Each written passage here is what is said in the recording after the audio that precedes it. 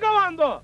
Azərbaycanın müstəqillik yoluna qədəm qoyması və Qarabağda yaranmış vəziyyət xüsusi təyinatlı dəstənin yaradılmasına ehtiyac ortaya qoyur.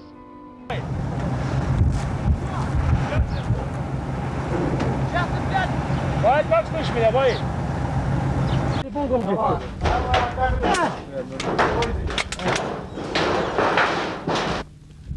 Сегодня воины Азербайджанской национальной освободительной армии освободили последний оплот 3 сел Эркеч с нашими друзьями, соотечественниками, азербайджанцами, патриотами, воинами-чекистами. Уничтожим последний оплот. База Азербайджанской суверенной Азербайджанской республики. Ура! Привет!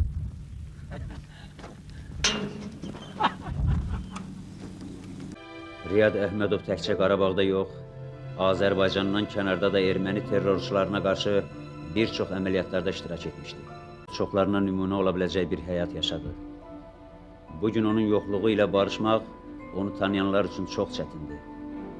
Onların aşını verim arkadaşlarımızla. Ondan sonra Allah korudu, Allah'ın köməyini qayıdım evə.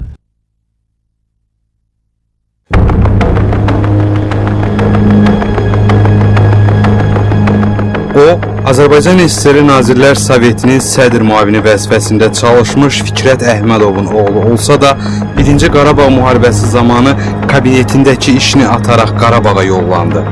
Dəfələrlə yüksək vəzifələrə iş təklifləri alsa da, vətənin dar günündə Bakıda oturmağı yox, cəbhədə düşmənlə üzbəüz dayanmağı seçdi.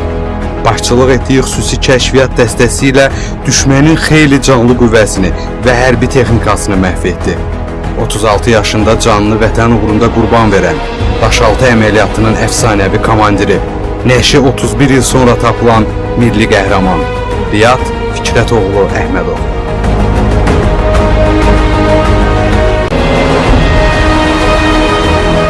Riyad Əhmədov 1956-cı ilin dekabrın 20-sində Bakıda Ziyalı ailəsində dünyaya göz açır.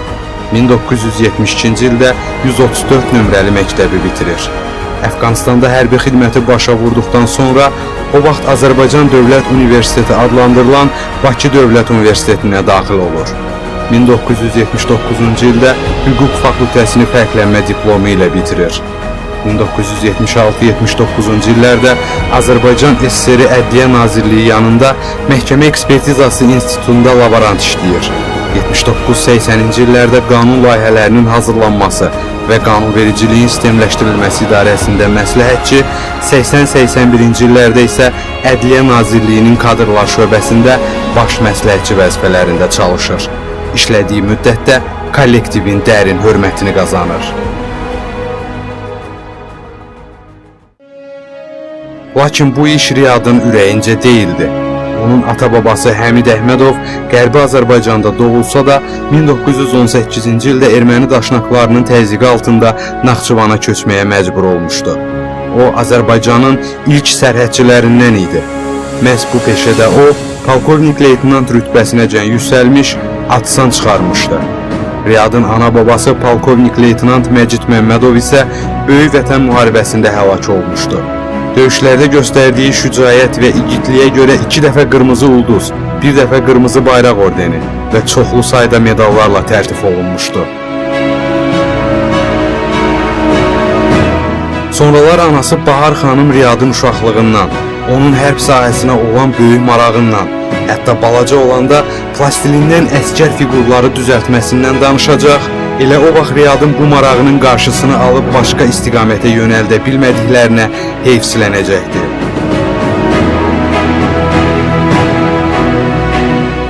(1981-ci ildə təhlükəsizlik orqanlarında fəaliyyətə başlayan Riyad Əhmədov 81-82-ci illərdə Dövlət Təhlükəsizlik Komitəsinin Minskdəki Ali Məktəbində təhsil alır. 1984-cü ildə isə DTK-nın Andropov adına institutu nəzdindəki kurslarda dinləyici olur.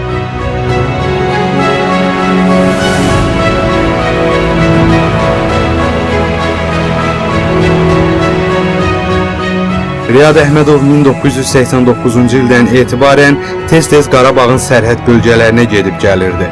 Valideynləri onun həkim və ya prokuror olmasını istəsə də, Riyad təkidlə kabinet adamı olmadığını deyirdi. 1991-ci ilin aprel-may aylarında ermənilərin mühüm strateji dayaq məntəqələrindən biri sayılan Çay kəndin azad edilməsi əməliyyatında xüsusi igidlik göstərdiyinə görə yüksək mükafata layiq görülür. O artıq polkovnik leytenant rütbəsində idi. Bizim işimiz hak işti, qalaba savaşı. Riyadın atası Fikrət Əhmədov Sovetlər dövründə uzun illər partiya sovet işlərində çalışmış, Komünist Partiyası Mərkəzi Komitəsində elm və tədris müəssisələri şöbəsinin müdiri olmuşdu. 1988-ci ilə qədər Azərbaycan SSR Nazirlər Soveti sədrinin müavini vəzifəsində işləmişdi. Bu cür karyerası olan adamın oğlu döyüş bölgəsinə getməyə bilərdi. Lakin o, atasının vəzifəsindən və nüfuzundan istifadə etməklə özünə rahat həyat yolu seçmir. Əksinə, çətinliklərdən keçməyi qarşısına məqsəd qoyur.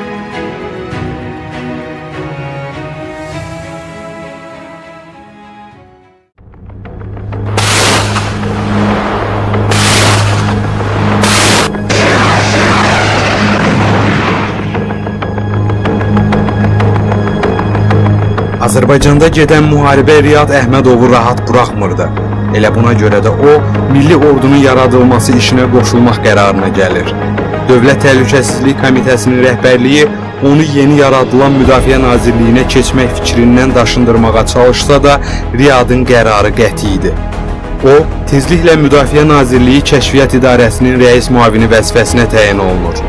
Keçmiş Əfqanistan döyüşçülərini başına toplayıb xüsusi təyinatlı dəstə yaradır. Bu dəstə ən təhlükəli əməliyyatlar icra etməyə başlayır. Qısa zamanda Şuşa, Goranboy, Füzuli, Əsgəran, Ağdam və Qarabağın digər bölgələrində böyük hərbi uğurlar qazanılır. Onun rəhbərlik etdiyi xüsusi təyinatlı dəstə düşmənə ağır zərbələr vurur. Onların silah anbarını partladır. Həmin vaxt 38 əməliyyatdan uğurla çıxan Riyad Əhmədov ermənilərin qorxulu yuxusuna çevrilir. Hətta deyilənə görə onun öldürülməsi üçün pul mükafatı belə təyin edilir.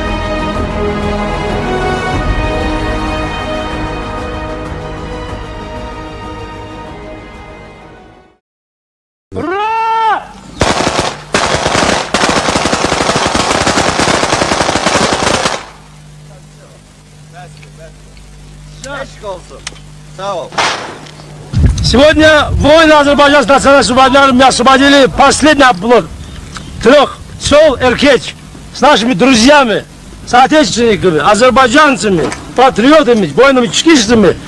Уничтожен последний блок. Назад Азербайджанская суверенная Азербайджанская республика. Ура! Привет!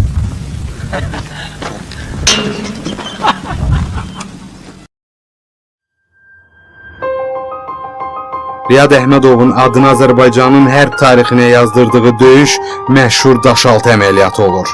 1992-ci ilin yanvarın 22-si polkovnik leytenant Riyad Əhmədov öz dəstəsi ilə Şuşaya göndərilir. Onlar əvvəlcədən planlaşdırılan Daşaltı əməliyyatında iştirak edəcəkdilər. Bu əməliyyat Daşaltıda sayca 4-cü əməliyyat sayılırdı. Əvvəlki 3 əməliyyatdan ikisi baş tutmamış, birində isə düşmən xeyli itki ilə üzləşmişdi. Lakin kəndi azad etmək mümkün olmamışdı. Riyad Əhmədov Şuşaya kəşfiyyatçı kimi getmişdi. Özü bu əməliyyata könüllü qoşulmaq istəyəndə Müdafiə Nazirliyində işləməsi ilə bağlı əmr olmadığını deyib, onu əməliyyatdan yayındırmaq istəyirlər. Lakin Riyadın Şuşaya komandir kimi yox, sıravi kəşfiyyatçı kimi getməyə də razı olduğunun şahidi olurlar. Riyad Əhmədovun yeganə arzusu düşmənin Şuşaya girməsinin qarşısını almaq idi.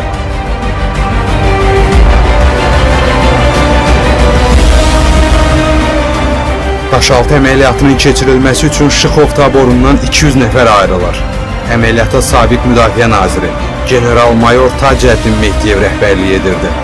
Əməliyyatın keçirilməsi üçün 5 tağım və Riyad Əhmədovun rəhbərliyi altında 10 nəfərlik ayrı bir qrup formalaşdırılır. Bu qrup ən peşəkar hərbçilərdən yığılmışdı. Qrupun üzvləri Əfqanistanda xidmət keçmiş, döyüş mükafatlarına və yüksək əlbəyaxa döyüş qabiliyyətinə malik əsgərlər idi.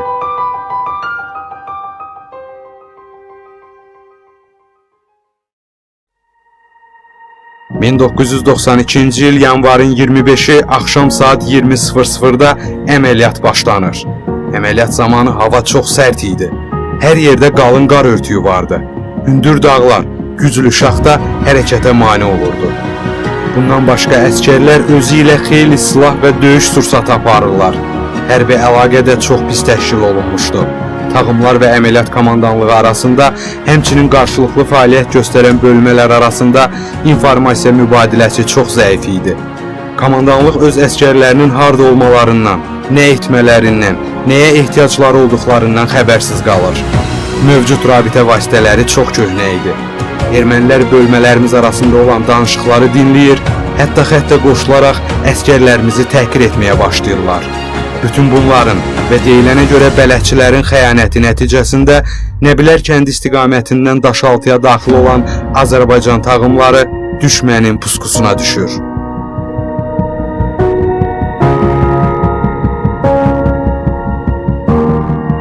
Uğursuz başlanğıca baxmayaraq əməliyyat nəzərdə tutulmuş plan üzrə davam etdirilir. 3-cü və 4-cü tağımların atəş dəstəyi altında Riyad Əhmədovun dəstəsi kəndin içərilərinə doğru irəliləməyə başlayır. Amma deyilənə görə Kələmlik adlı yerin yaxınlığında bələdçilərin satqınlığı nəticəsində dəstə puskuya düşür. Yanvarın 26-sı axşam saat 6-dan 11-ə kimi 5 saat dayanmadan döyüşürlər. Riyad döyüş zamanı yaralansa da bunu cəbhə yoldaşlarına hiss etdirmir.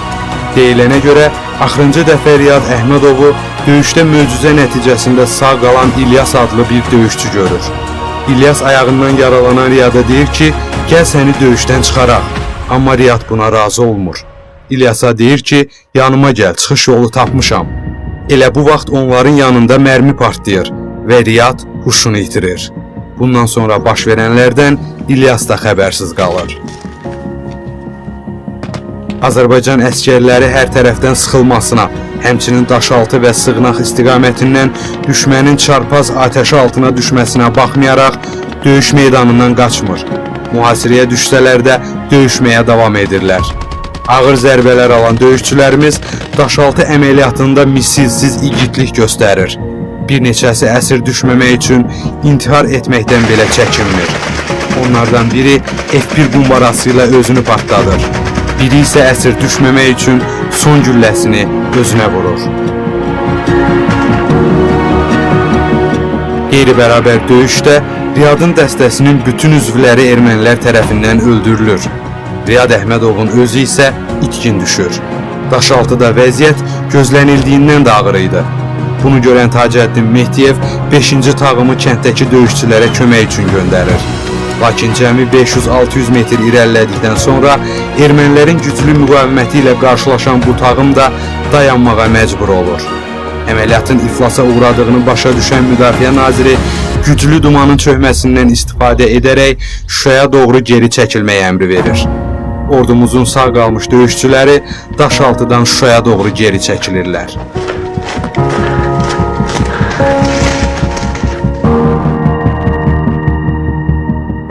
Daşaltı əməliyyatı uğursuzluqla nəticələnsə də Riyad Əhmədov və cəbhə yoldaşları ermənilərin 80-ə yaxın canlı qüvvəsini və bir neçə texnikasını məhv edirlər.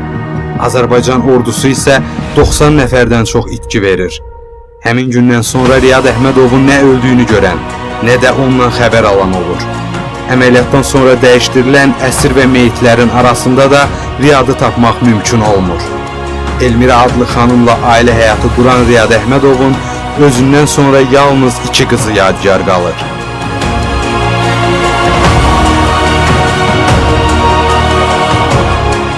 ...1992-ci ilin iyun ayının 7-sində Azərbaycan Respublikası Prezidentinin fərmanı ilə Riyad Əhmədova Azərbaycanın milli qəhrəmanı adı verilir. Adətən belə fərman və sərəncamlarda mötərizə içərisində ölümündən sonra ifadəsi yer alır. Amma bu fərmanda belə bir qeyd yox idi. Çünki Riyadın öldüyünü görən olmamışdı. Onun sağ olduğuna o qədər inanırdılar ki, anası rəhmətli Bahar Əhmədova 1997-ci ildə bir jurnalistlə söhbətində bəlkə heç Riyad barədə yazmaq lazım deyil, ermənilər də oxuyar, milli qəhrəman olduğunu bilsələr, onu bizə qaytarmazlar deyir.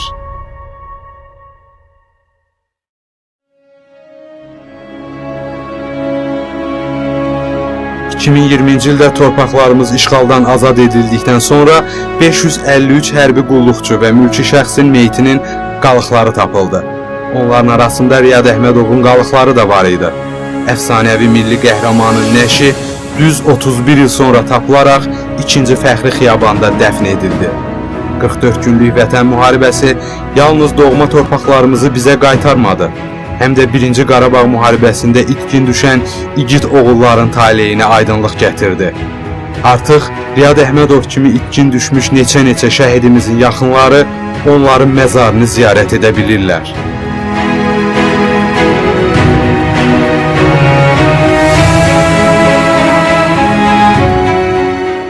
Erməni düşmanlarımızın iclasında çayımı içim, onların başını verim arkadaşlarımızla.